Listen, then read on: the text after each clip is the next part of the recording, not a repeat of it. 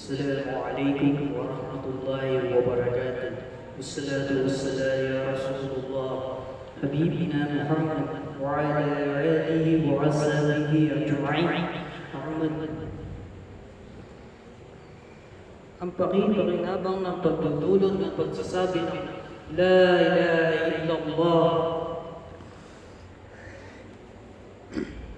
Ang pagbabahayag na ito ay maraming pakinabang na bunga na may dudulot ang mga sumusunod sa ilan ng mga ito.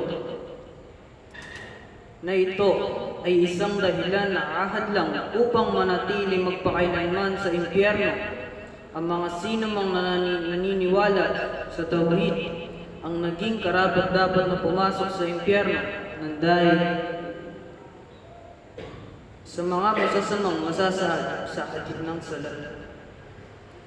Ang Muslim na ang sinabi ng Propeta sallallahu alaihi wasallam ay nagsabi sa labas ng impyerno ay sino man nagsabi ng La ilaha illallah ay habang nasa kanyang puso na may kasambit na isang butil ng burning ng kabutihan.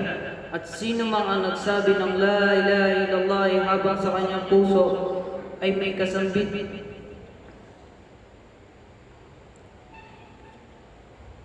na kasimbigat ng isang butil ng trigo ang kabutihan at ilalabas din sa impyerno. Ang sino man nagsabi ng La ilaha illallah ay habang sa kanyang puso ay kasimbigat ng isang butil ng alikabok na kabutihan. Alang-alang dito, nilikha ang mga jin at ang tao. Sinabi ng Allah subhanahu wa ta'ala, at hindi ko nilikha ang mga jin at ang tao kung hindi upang sambahin nila ako. Ito rin ang dahilan kaya sinugo ang mga sugo at binaba ang banal na aklat. At sinabi niya, at hindi kami nasugo nung wala ka pang isang sugo na kung hindi namin isiniwalat dito upang walang Diyos na kundi ako. Kaya naman, sambahin ninyo ang Allah subhanahu wa ta'ala. At ito din ang susi ng pag-aanya ng mga sugo ng Allah subhanahu wa ta'ala.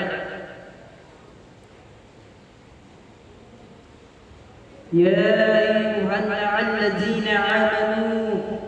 Katotohanan, o kayo'y nananampalataya kay Allah subhanahu wa ta'ala, ay matakot kayo ng tunay na pagkatakot.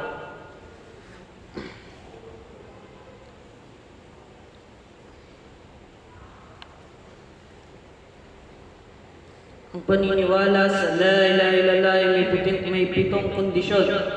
Ang hindi maging kamakabuluhan ang pagbigkas niyon. At kung hindi nabuo ang mga ito ay sinusunod ng mga tao, ang mga ito na walang pagsulungan sa anumang ito.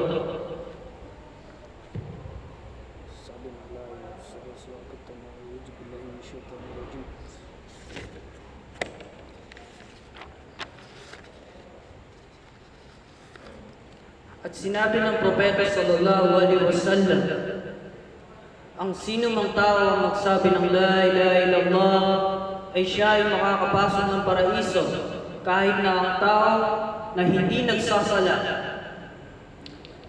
Papalapit na ang pagwawakas ng Ramadan at ang mga huling araw na ito, ang pagtatahajud at pagtatarawih, nawa ay mas pagbutihin natin at paghingi ng patawad kay Allah subhanahu wa ta'ala.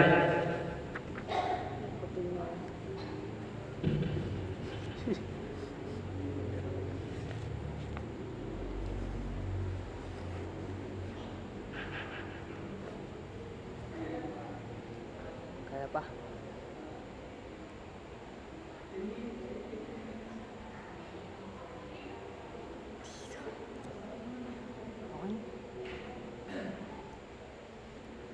Assalamualaikum warahmatullahi wabarakatuh.